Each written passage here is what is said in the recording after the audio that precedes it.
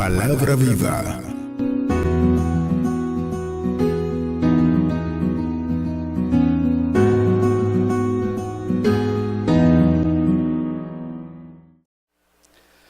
Aleluya.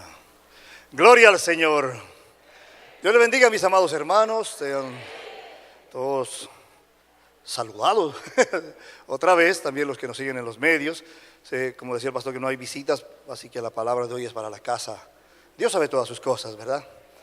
Y Él se orquesta las cosas, Él se prepara las cosas. Y así como no fue el miércoles, pues hoy tocó esta palabra. Y Él la guardaba para este día, para los que vinieron este día. Tal vez el miércoles algunas personas que no están aquí no vinieron y vinieron hoy, porque era para ellos tal vez esta palabra. Amén. Así que lo vamos a tomar así. Y Dios es tan grande, tan lindo, que ustedes vieron que lo que pasó el miércoles, que a pesar de que no se predicó la palabra, mucha gente salió al frente, y aún los niños, que fue lo más llamativo, se convirtieron y salieron delante del Señor. Así que Dios, como les digo, se prepara todas sus cosas. Nosotros simplemente estamos a su servicio. Amén. Gloria al Señor. Bueno, entonces abran sus Biblias. Vamos a buscar Marcos 17, versículo 2. Abran sus Biblias, Marcos 17, versículo 2. Cuando lo tengan me dicen amén.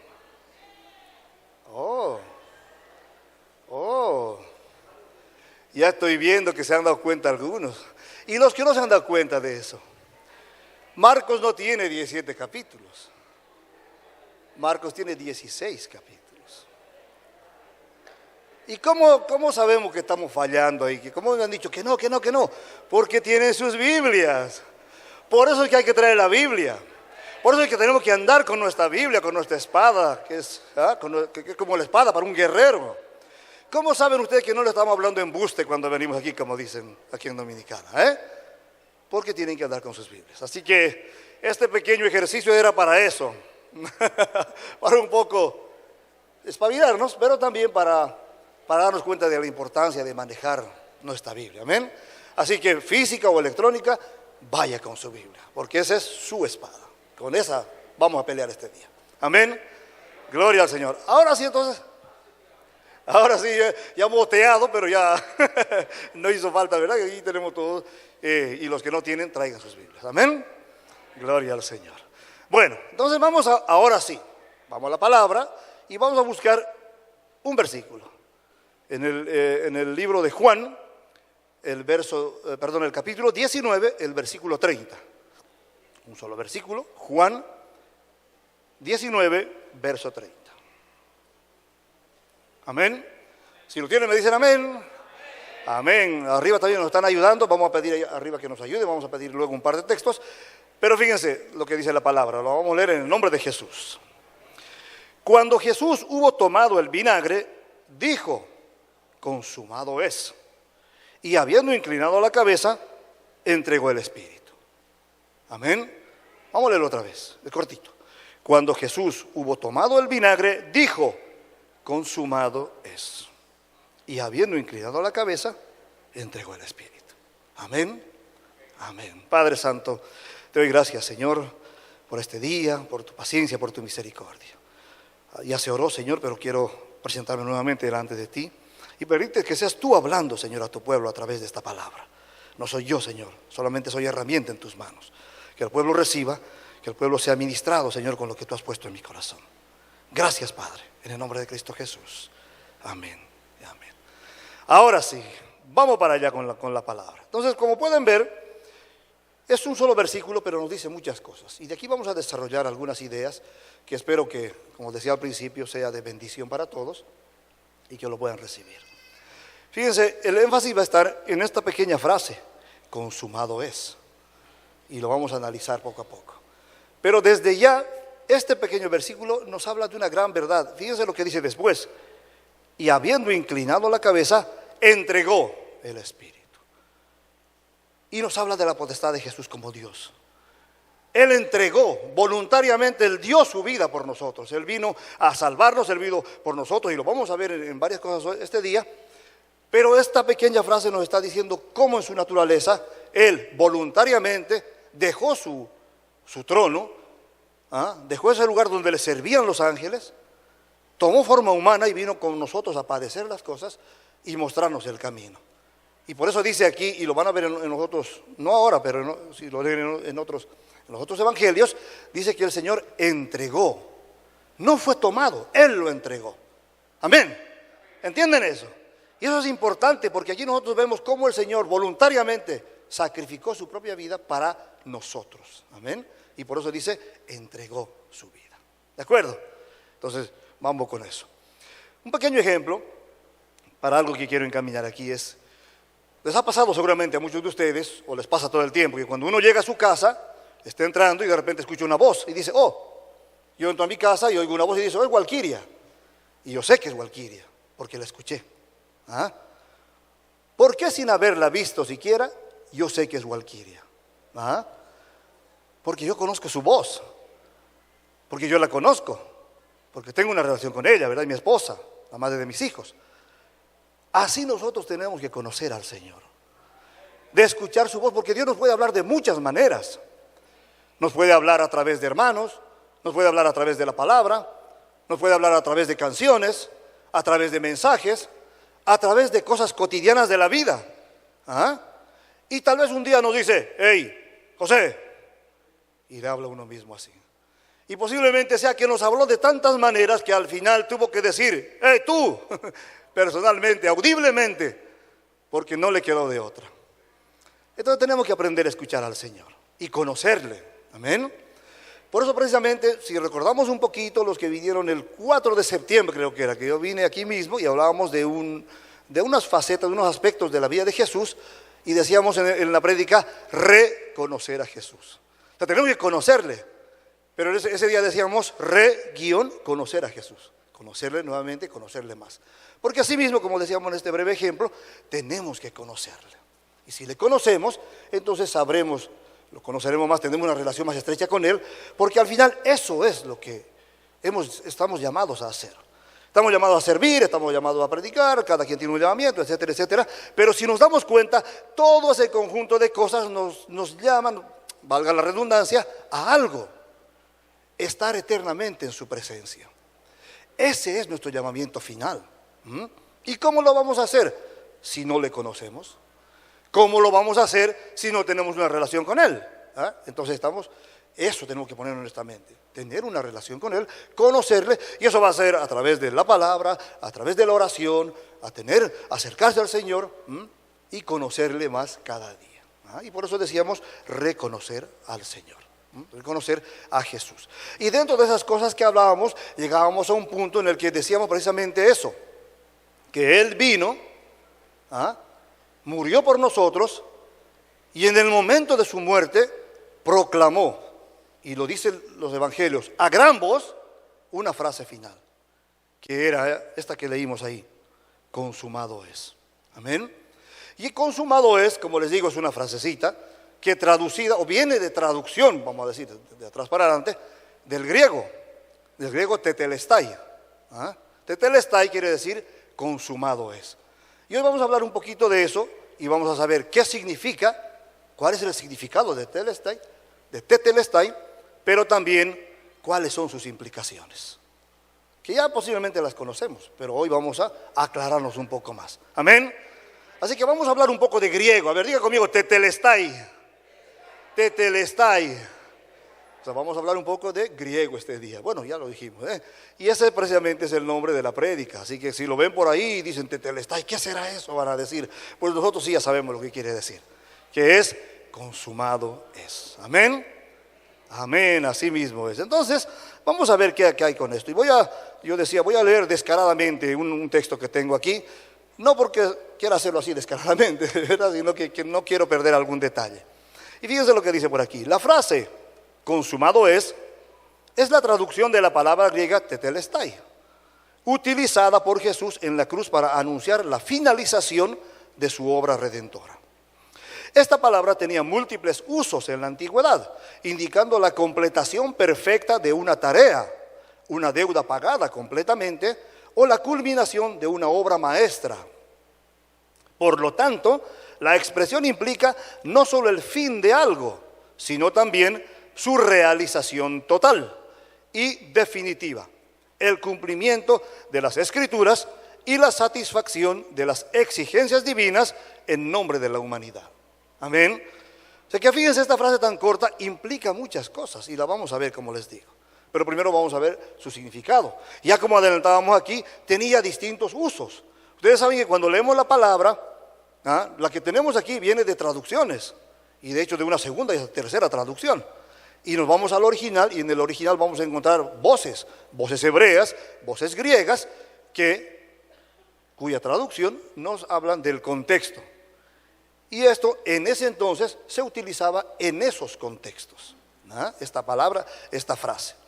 Dice, tetelestai proviene del verbo griego tetelos, o teleo, que significa terminar, finalizar o lograr. Y tenía esos usos antiguos. Tareas cumplidas, deudas pagadas, obras completadas, se usaba para expresar esas cosas. Ahora, en el entorno en el que Jesús estaba en la cruz, al mencionar eso, para que lo entiendan, Él estaba diciendo muchas cosas en ese momento, en el momento de su muerte. Y así, en el entorno de la cruz, en el significado en la cruz, tetelestai, eso que decíamos, consumado es, hablaba del cumplimiento de su obra redentora. Como decíamos al principio, Jesús vino a salvarnos, vino a pagar nuestras culpas. Entonces, en ese contexto, vino a completar su obra redentora. Y cuando dijo, tetelestai, consumado es, estaba diciendo eso, he completado la obra redentora. Amén. Un punto. Segundo, el cumplimiento de las Escrituras, porque Jesús vino a cumplir las Escrituras. Muchos profetas antes de Jesús habían hablado en diferentes tiempos de su venida, del que iba a ser. Isaías nos hablaba del varón experimentado en sufrimientos y en dolores. Inclusive había profetas que dijeron que ni un huesito de él iba a ser partido. Y estuvieron a punto de partir los huesos, pero ahí se detuvieron. O sea que vemos cómo viene en este segundo punto a dar cumplimiento a las Escrituras. Y nosotros también podemos resumirlo así de una manera macro. Este libro que tenemos aquí, que es un conjunto de libros, esto es una biblioteca, no es un libro, que tiene muchos libros, lo que nos habla es de Jesús. Y lo puedo parafrasear así, que eso fue una conclusión cuando estaba empezando los caminos del Señor, al leer y me sorprendía de lo hermosa que es la Biblia, y digo yo un día de esos, pues parece que el Antiguo Testamento nos habla de preparar la venida, la primera venida del Señor Jesús. Y es así al final. Porque en el Antiguo Testamento tenemos muchas imágenes de Jesús, en muchos aspectos, y está preparando su primera venida hasta que llega.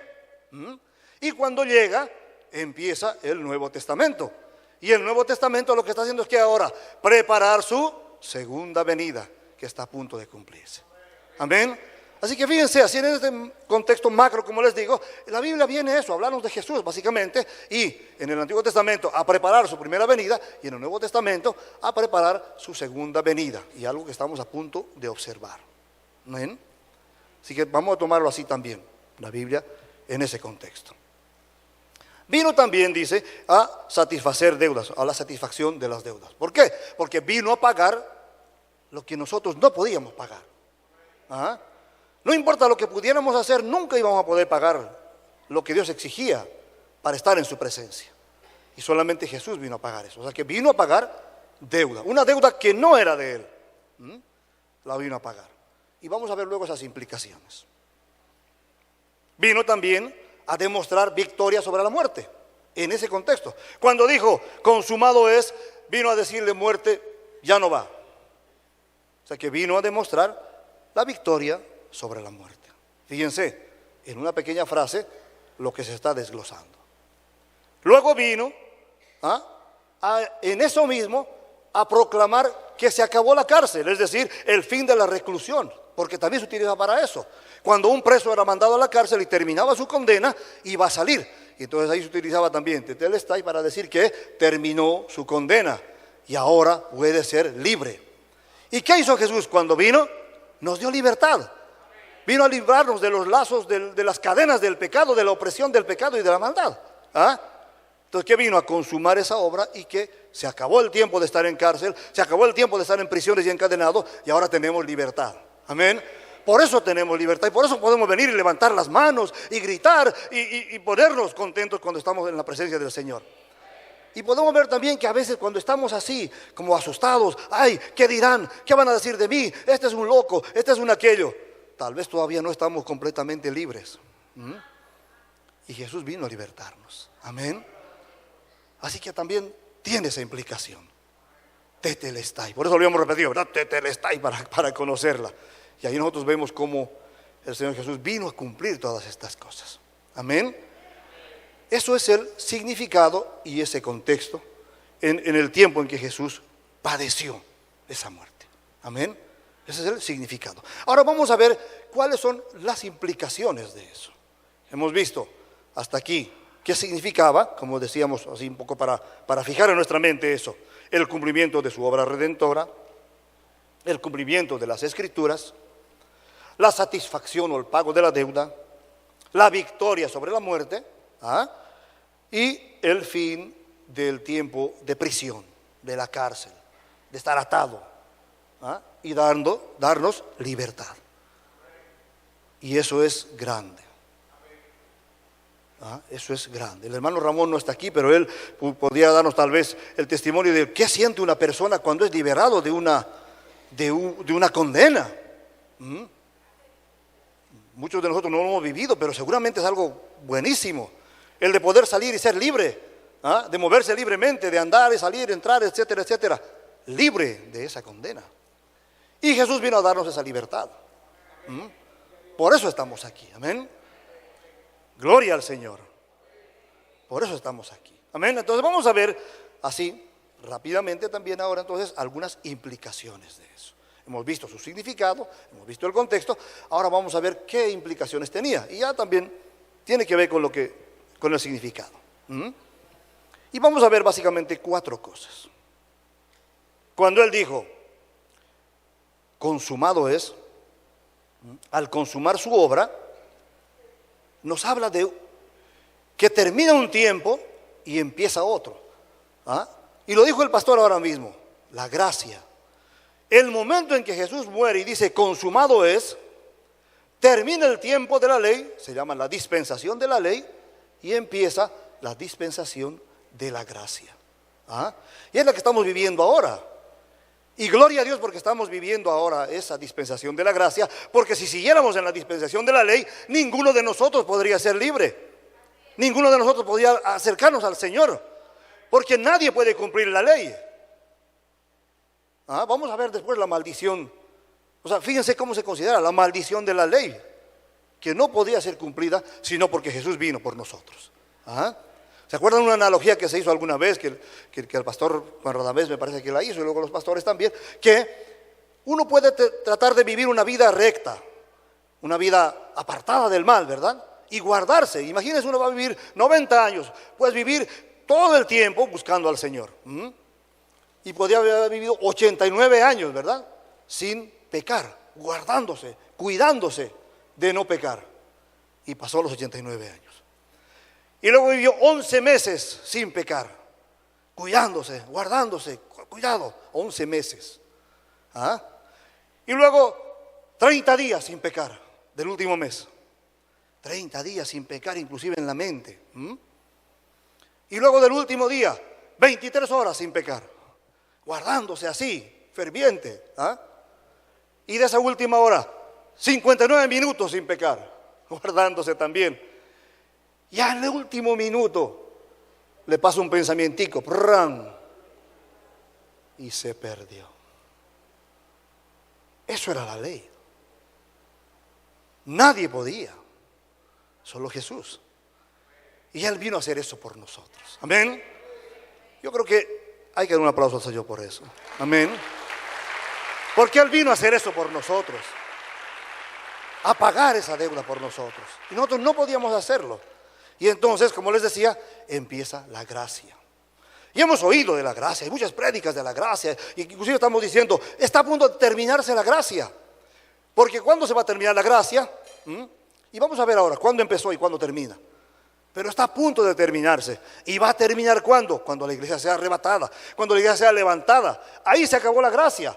Por eso, mientras tanto, todavía tenemos tiempo de predicar, todavía tenemos tiempo de hablarle a la gente. Y aquel que no conoce al Señor todavía tiene tiempo de acercarse. Por eso dice, buscadle mientras pueda ser hallado. Porque aquel que le llama, aquel que le busca, puede él responder, porque está presto a hacer eso. Amén. Entonces, eso es gracia. Si uno quiere ver en la Biblia, y hay un periodo, como decíamos, la Biblia básicamente nos habla de una cronología de eventos. Y es algo que también tenemos que tomar en cuenta. Para no perdernos, todo en el Señor es orden. Y la Biblia es una cronología de eventos. Primero va a pasar algo para que lo segundo suceda. Y eso también para nosotros es una reflexión, porque nosotros tenemos que conocer la palabra. Y en base a ella no nos van a engañar. Y por eso que al final de los tiempos van a pasar muchas cosas, van a aparecer falsos profetas, van a aparecer falsos cristos, pero como nosotros sabemos que hay una cronología, porque conocemos la palabra, entonces no nos van a engañar fácilmente. Amén. Y por eso tenemos que estar listos, tenemos que aprender, tenemos que estudiar, por eso nos discipulamos, por eso que leemos la palabra, por eso que oramos, nos acercamos al Señor. Porque si no lo hacemos, entonces no lo vamos a conocer. Y si no lo conocemos, no conocemos su palabra. Amén. Así que tenemos que tomar también muy en cuenta eso. Tal vez diremos así, en esa cronología, ¿cuándo empieza la gracia y cuándo termina la gracia? Y si lo vemos en la Biblia, fíjense, la gracia empieza en Juan 19:31. Acabamos de leer Juan 19:30, cuando Jesús muere, ¿verdad? Juan 19:31, el siguiente versículo, es el inicio de la gracia. ¿Y cuándo termina la gracia? Va a terminar en Apocalipsis 3, de los versos 22 al 24. Si lo buscamos así,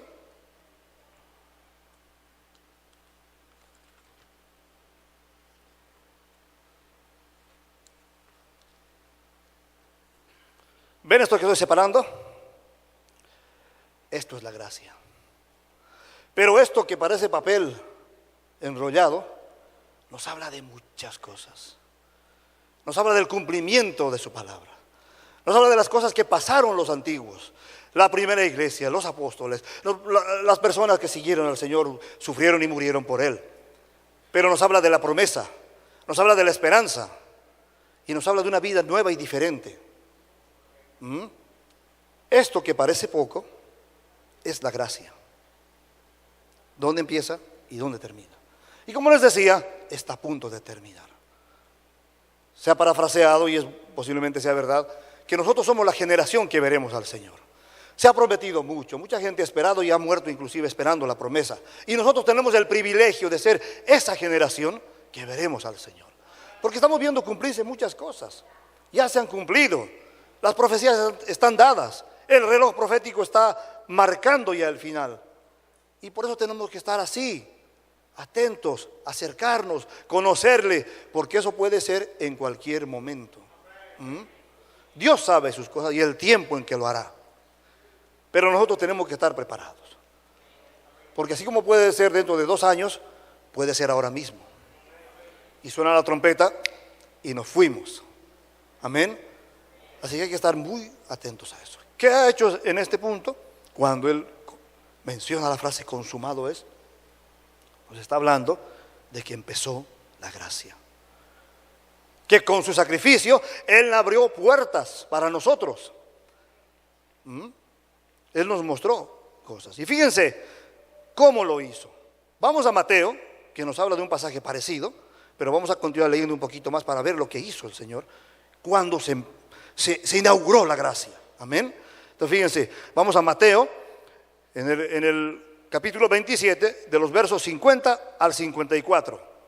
Mateo 27, 50 al 54. ¿Lo tienen por ahí? Amén. Fíjense lo que pasa aquí. Hoy vamos a así escudriñar un poco la palabra.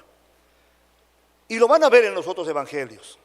Solamente en el de Juan lo dice específicamente así. Pero miren cómo dice Mateo aquí. Mas Jesús, habiendo otra vez clamado a gran voz, entregó el Espíritu. No dice lo que dijo, dice que clamó a gran voz. y entregó el Espíritu. ¿Ah? Y en los otros evangelios también se habla así. El único donde dice consumado es, tetelestai, es Juan el que lo refleja. ¿Ah? Y él dice, clamó y entregó el Espíritu. Pero ¿qué pasó en el momento en que murió? Y aquí Mateo nos da la luz de eso. Fíjense lo que continúa diciendo, 51. He aquí, el velo del templo se rasgó en dos, de arriba a abajo, y la tierra tembló, y las rocas se partieron.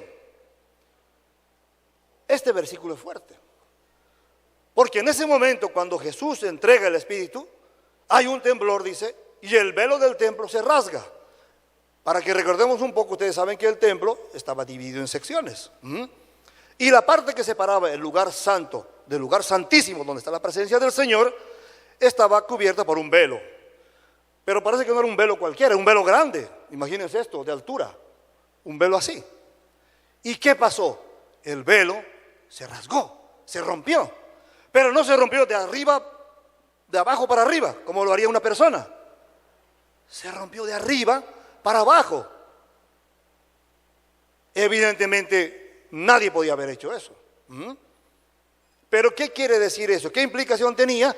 Que a partir de ese momento ese velo abierto nos daba acceso al lugar santísimo. Y a partir de ahí nosotros tenemos acceso al lugar santísimo. Por lo tanto, y lo dice Hebreos después, ya no necesitamos ese sumo sacerdote que haga abluciones y entregas cada año por nosotros. Nosotros mismos somos constituidos ahora sacerdotes y nos podemos acercar al Señor. Y aquí lo más grande es eso. Antes no se podía, pero ahora sí se puede acercarnos directamente al Rey de Reyes y Señor de Señores. Y eso sí que merece un aplauso, porque el Señor lo hizo y lo hizo por nosotros. Amén.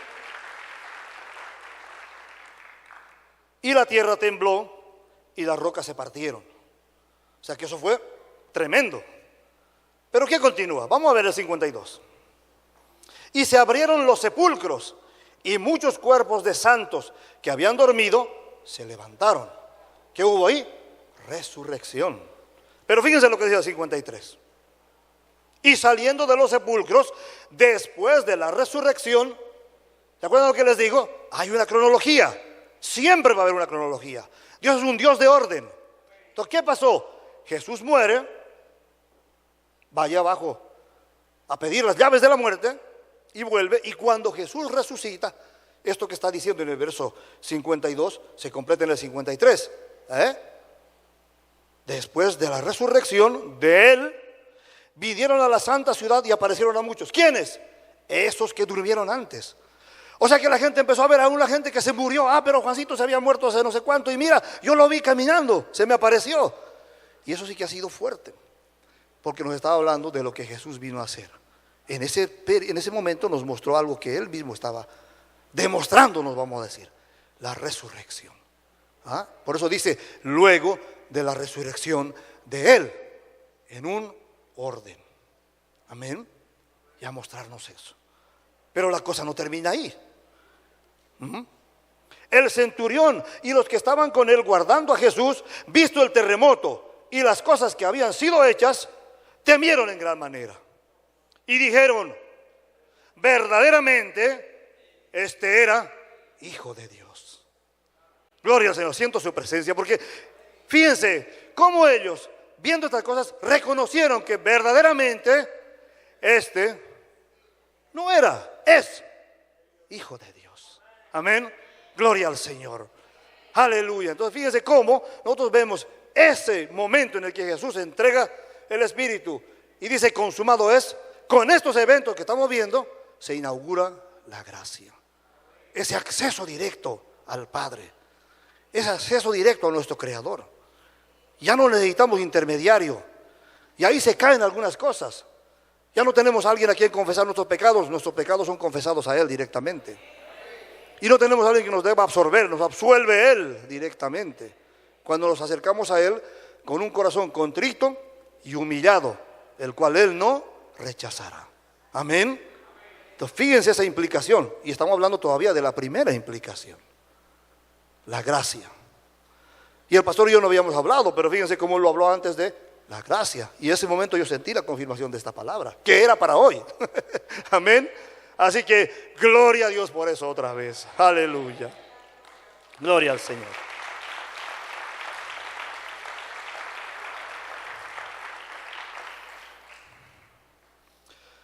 B, o segundo punto si quieren, en esto de las implicaciones. La humanidad libre de la maldición de la ley. Y ya lo habíamos comentado. Pero vamos a ver un poquito más a qué se refiere esto. Ya el ejemplo nos lo dijo claramente, ¿verdad? Puedo vivir una vida apartada de todo, pero en el último momento un pequeño pensamiento puede ser que me pierda. Por lo tanto, difícil, si no imposible, cumpliendo la ley, haberse acercado al Señor. Por eso vino Jesús. Porque el mismo Padre sabía que nosotros no podemos. En nuestra naturaleza no podemos, nunca lo podríamos haber hecho. Y eso nos hace deudores también a Él. Porque Él vino en lugar de nosotros. Lo que nosotros no podíamos hacer, Él vino a hacer. Lo que nosotros no podíamos completar, Él vino a demostrar. Amén. Él vino a hacer eso.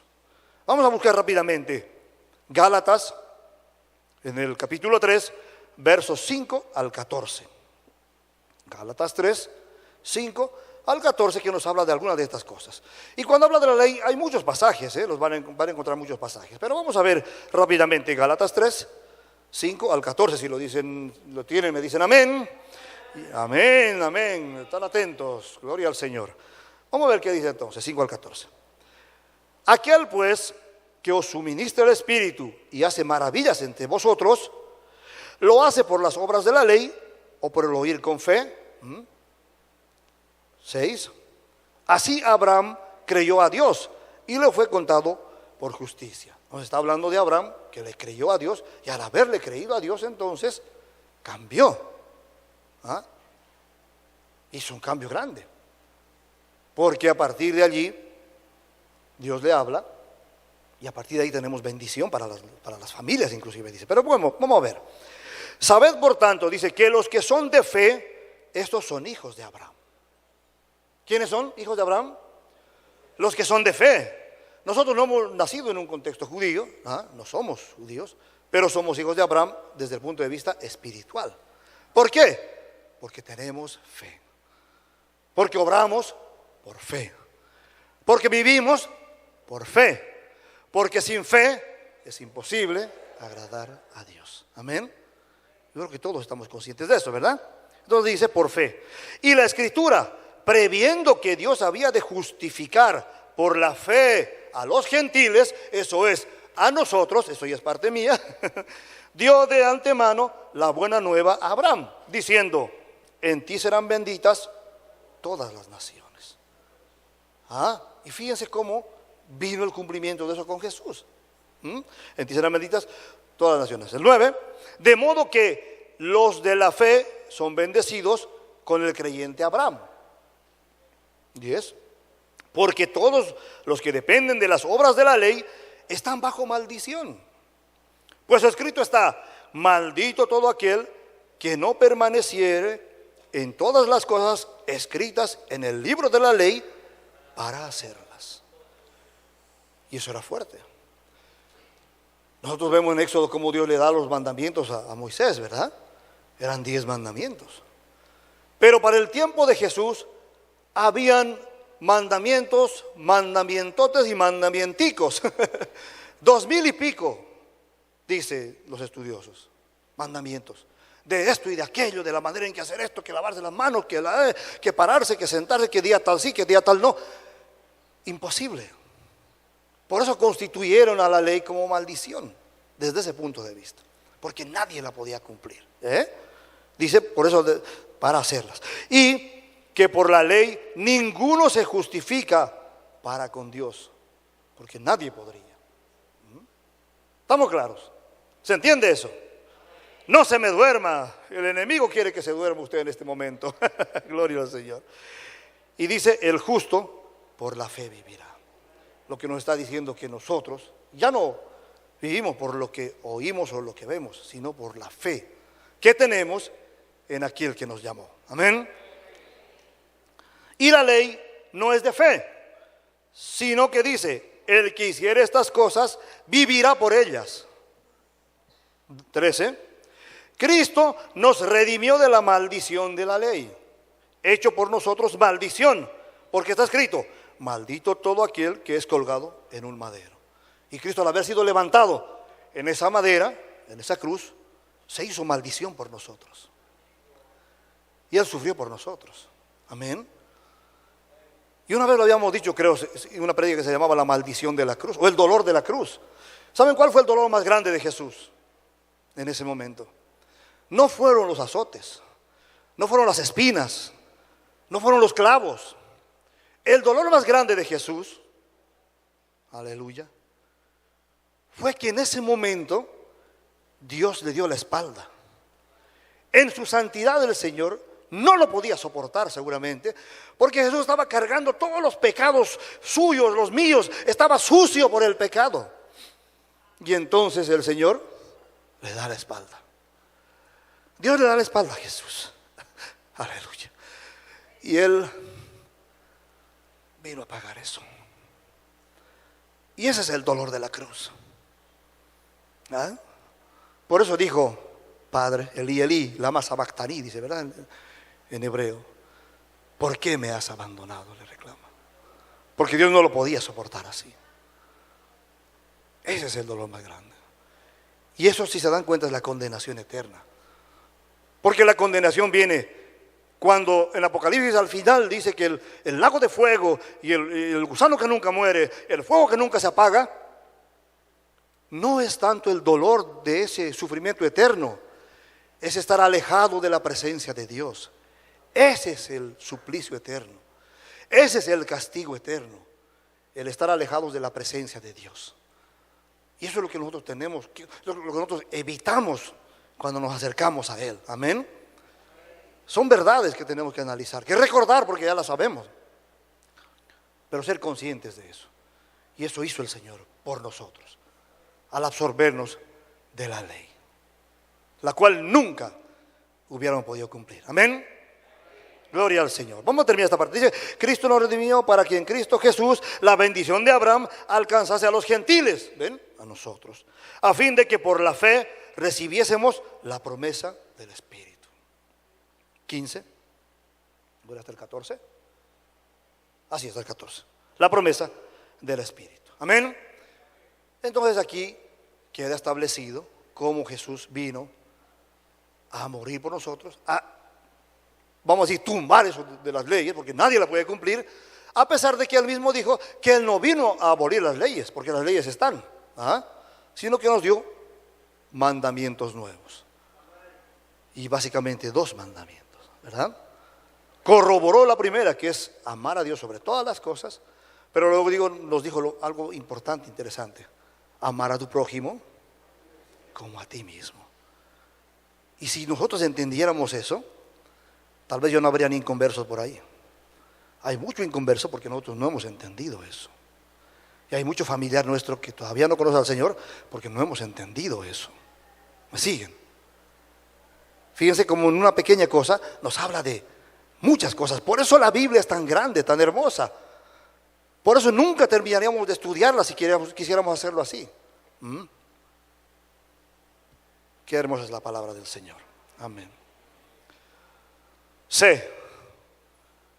Tercer elemento de las implicaciones, o tercera implicación: victoria sobre Satanás y la muerte.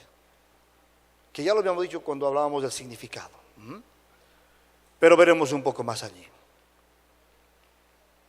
Vamos a ver Hebreos 2, Hebreos capítulo 2, los versos 14 y 15. Porque Jesús, al haber cumplido esto, la implicación importante de esto fue el que vino y demostró su victoria sobre Satanás y sobre la muerte. Y a partir de ahí, la muerte ya no es muerte, como veremos después. Hebreos 2, 14, 15 dice: así que, por cuanto los hijos participaron de carne y sangre, Él también participó de lo mismo, para destruir por medio de la muerte al que tenía el imperio de la muerte, esto es, al diablo. Por eso es que el pecado trae muerte como consecuencia. Y el que tiene la potestad de la muerte hasta ahora era el diablo. Pero Dios le arrebató. Jesús le arrebató eso cuando dijo, tetelestai. Amén. 15. Y librar a todos los que por el temor de la muerte estaban durante toda la vida sujetos a servidumbre. Y tiene implicaciones con la ley. Sujetos a servidumbre. Porque el temor era ese: si no lo cumplo, no me voy. Y Jesús vino a cumplir por nosotros. Amén. Entonces aquí está demostrando cómo tiene victoria sobre quién. Dice aquí mismo, a quitarle a aquel que tenía potestad sobre la vida, que era dar muerte. Satanás, el Señor lo reprenda. ¿Y a quién más? A la misma muerte. Porque a partir de allí ya no hay muerte. Va a haber muerte física. Hay una primera muerte, hay una segunda muerte. Dice la misma palabra, bienaventurado aquel que no participa de la segunda muerte. Pero dice también Hebreos 9 que todos, es necesario que todos muramos una vez y luego juicio. Pero gloria al Señor, porque ese juicio no va a ser juicio de condenación, va a ser un tribunal de Cristo donde se nos darán o coronas o se nos va a estirar la oreja por no haber hecho las cosas que nos mandaron a hacer. Y todo vendrá delante de Él, dice la palabra, sea bueno o sea malo. Ojo con eso, ¿verdad?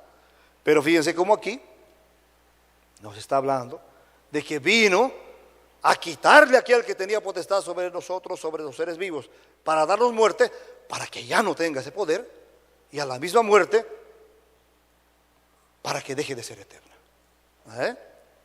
Aleluya. ¿Y dónde empieza eso? Ya que estamos diciendo de aquí a aquí empieza la gracia, de aquí a aquí. Pero fíjense cómo Dios tenía todo pensado desde el principio. Y ahí viene una de las cosas grandes de Dios, que es su omnipresencia. Porque Él está, si lo vemos así, allí al principio de las cosas, aquí hoy en día y mañana en lo que va a pasar. Pero Él estuvo allí, está aquí y también está aquí. Amén. Y eso también es bastante grande y nosotros no lo podemos entender. Gloria al Señor. ¿Qué dice así? Un solo versículo, Génesis 3, verso 15. Si nos ayudan allá arriba, o lo buscamos por acá. Génesis 3, 15. Dice, y pondré enemistad entre ti y la mujer, y entre tu simiente y la simiente suya. Esta te herirá en la cabeza y tú le herirás en el calcañar. Y aquí en Génesis 3:15 ya está diciendo lo que va a pasar. Pero también tiene muchas implicaciones. Por eso que yo oí alguna vez una predica que bastante razonable, que hablaba, por ejemplo, que el enemigo está atrás de la mujer. Y tiene, como le digo, algunas implicaciones que tal vez en otro momento se pudiera hablar.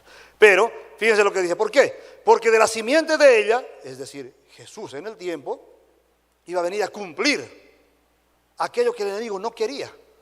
¿Qué iba a hacer el enemigo? Herirle y pensar que había ganado.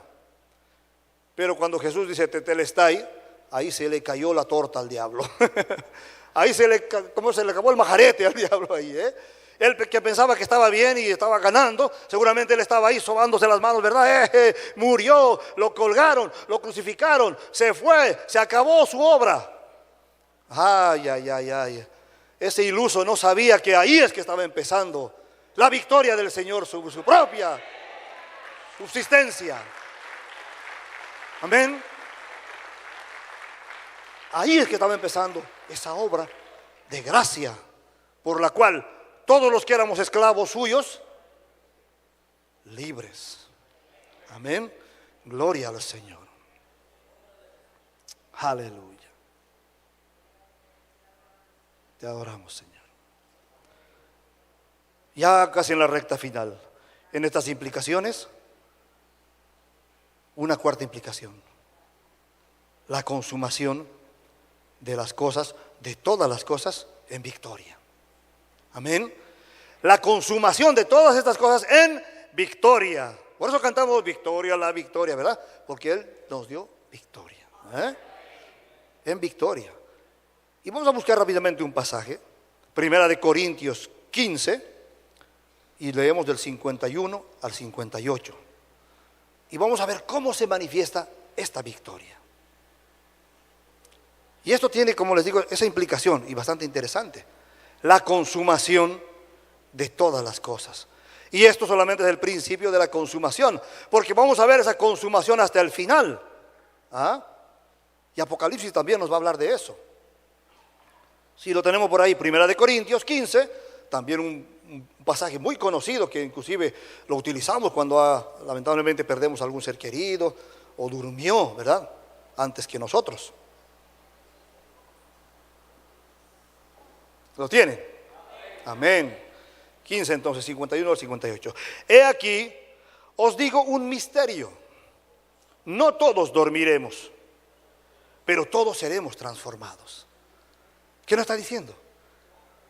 Va a haber un arrebatamiento, pero antes de ese arrebatamiento vamos a ser glorificados. O sea, pero no ese cuerpo sucio, mortal que tenemos, porque nosotros no podríamos estar en la presencia del Señor así. Cuerpos glorificados. Y ese arrebatamiento es una cosa también muy grande y compleja. No es solamente elevar a la gente, es limpiar a la gente, es preparar una persona que pueda pararse delante de Dios. A eso se refieren esos cuerpos glorificados de los cuales nos habla la palabra. Y diremos así. Pero bueno, decía entonces, en un momento, en un abrir y cerrar de ojos, a la final trompeta, porque se tocará la trompeta y los muertos serán resucitados incorruptibles y nosotros seremos transformados. ¿Ven lo que digo? Y esto también tiene bastantes implicaciones. Hoy estamos hablando de implicación, ¿verdad? Tenemos mucha implicación encima. Y también tiene, no decir traducciones, sino interpretaciones, de las cuales han salido inclusive doctrinas que tal vez no están muy adecuadas, muy correctas. Porque fíjense lo que está diciendo. En un momento, en un abrir y cerrar de ojos, es verdad, ese arrebatamiento va a ser así. ¡Fua! ¿Qué es un abrir y cerrar de ojos? Dice que es fracción de segundos, ¿verdad? Clic, clic, clic. Abrimos y cerramos los ojos, así. Vamos a desaparecer. Pero fíjense, no viene solo, sino dice a la final trompeta, porque se tocará la trompeta. ¿Qué dice Primera de Tesalonicenses? El mismo Señor dice, con voz de mando, con voz de arcángel y con trompeta de Dios, ven ahí, se tocará la trompeta, va a levantar a su pueblo. Pero como les digo, eso también ha traído muchas interpretaciones de las cuales han surgido doctrinas y corrientes. Ahora hay gente que está diciendo que la iglesia va a pasar la tribulación. Y no es verdad. Primero tenemos una promesa y lo vamos a ver de dónde a dónde.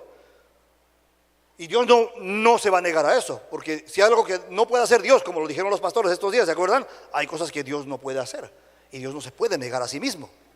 Por lo tanto, lo que Él dijo, lo hará. Y si hay una promesa, la promesa se cumplirá. Amén. Entonces,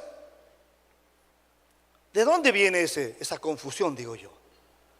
Que es que en Apocalipsis, más adelante en Apocalipsis 11, nos habla de unas trompetas, pero son unas trompetas que nos hablan de la ira de Dios. Y si está hablando de ira, ¿qué quiere decir eso?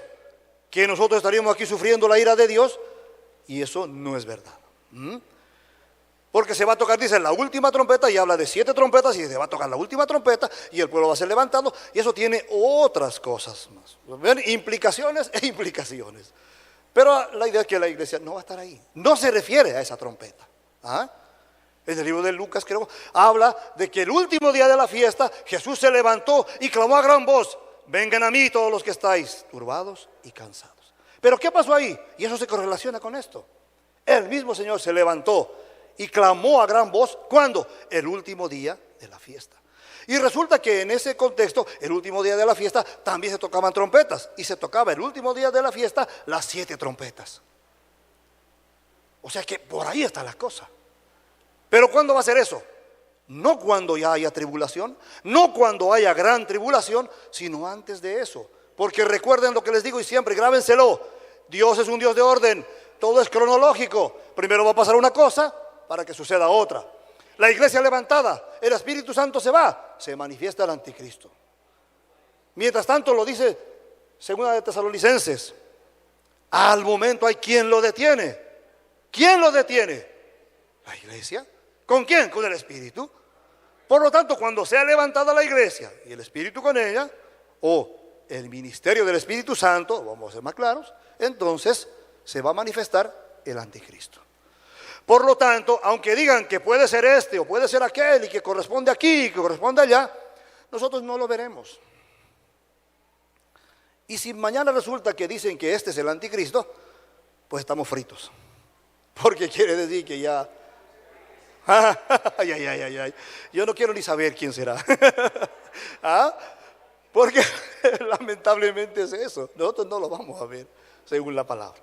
Pero bueno, fíjense cómo viene una serie de cosas a partir de un pequeño fragmento de la palabra. Y entonces seremos arrebatados, seremos transformados. Amén.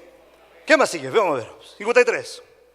Porque es necesario que esto corruptible se vista de incorrupción y esto mortal se vista de inmortalidad.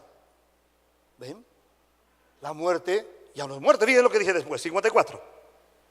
Y cuando esto corruptible se haya vestido de incorrupción y esto mortal se haya vestido de inmortalidad, entonces se cumplirá la palabra que está escrita: sorbida esta muerte en victoria. Ahí está, gloria a Dios. ¿Ven lo que dice? En victoria, por eso dice victoria sobre qué? Sobre todas las cosas. En victoria. 55. ¿Dónde está, oh muerte, tu aguijón? ¿Dónde, oh sepulcro, tu victoria?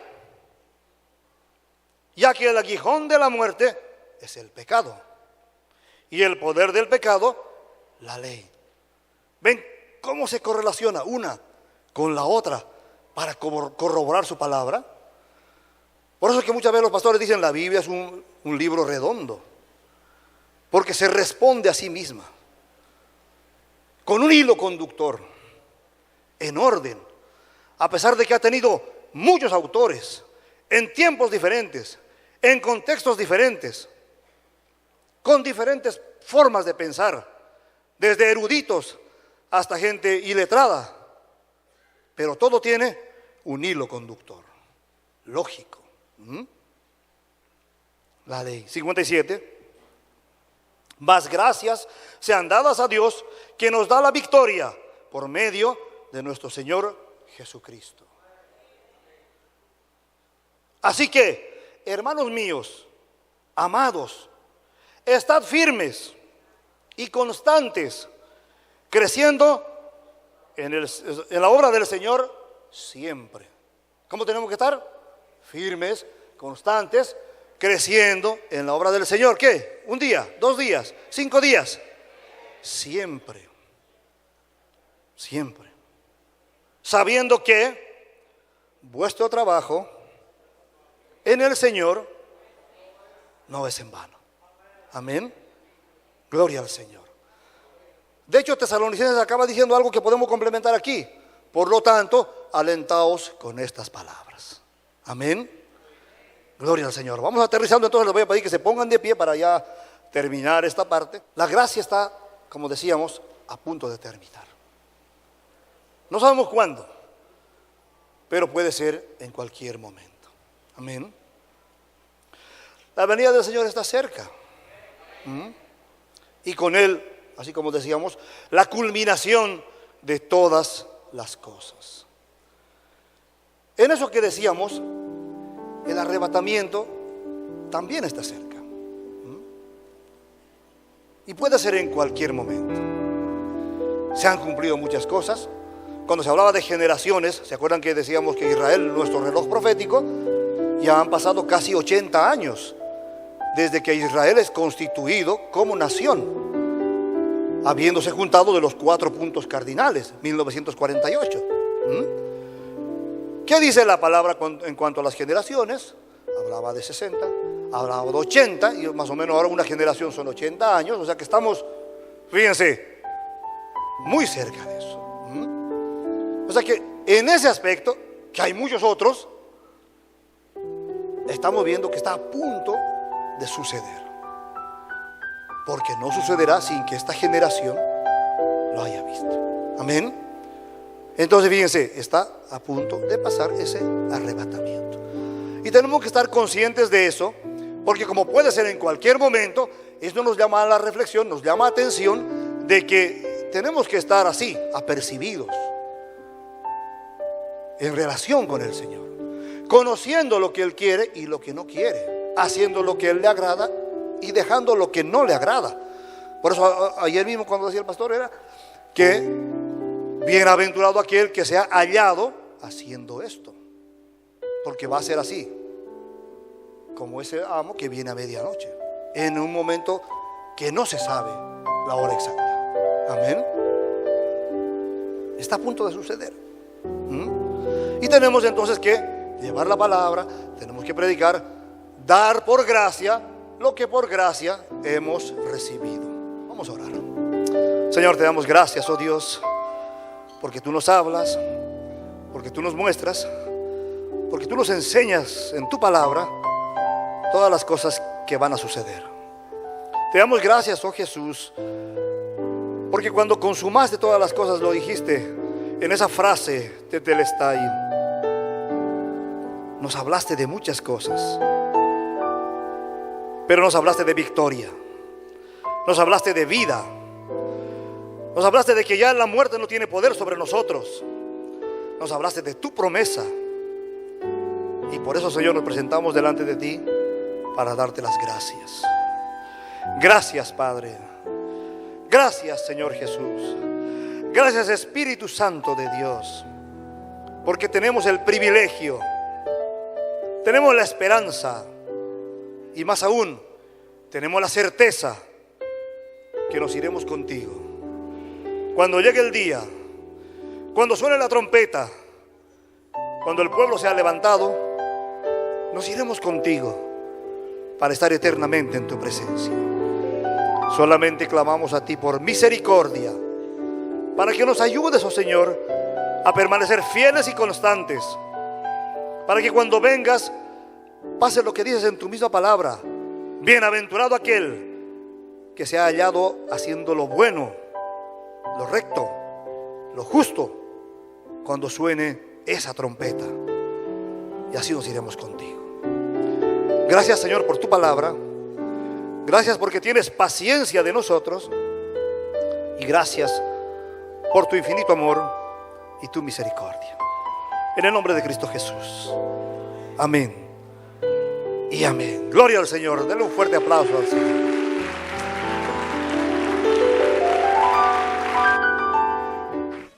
Centro Cristiano El Buen Samaritano. Síguenos por radio, televisión y a través de las redes sociales.